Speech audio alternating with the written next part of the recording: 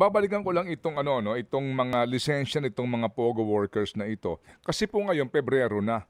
So kung Mhm. ang naging deadline dito ay Disyembre at 31, so yung parang well, water under the bridge siguro pero 'di ba dapat nga yung PAGCOR sila ang nagbigay ng lisensya sa mga POGO operators na ito. 'Di ba dapat ang naging aksyon nila mismo hon o maging ng BI dito at ng DOLE ay before the deadline, sinabihan ng lahat ng employers nila o na asan ang mga manggagawa ninyo?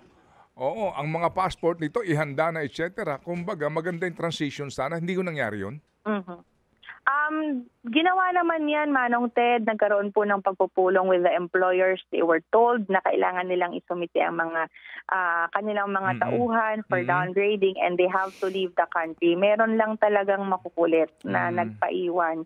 But mostly, nakita natin, they were very willing to submit that. Umalis naman po ng bansa karamihan. Pero merong mga nagpaiwan po dito sa Pilipinas na what the companies are claiming ay hindi na nila empleyado, they were Mm. separated already from the company. Yun ang kiniklaim ng mga kumpanya. Pero hindi pa rin nawawala yung accountability nila because Opo. they are still the ones that petitioned for the visas of those individuals. Opo, ito hong 11,000 mahigit, ilan po dito ang Chinese? Meron ba kayong bilang po? Right now, Manong Ted, wala lang akong bilang, but I think majority nito is either Chinese and Vietnamese po ang majority.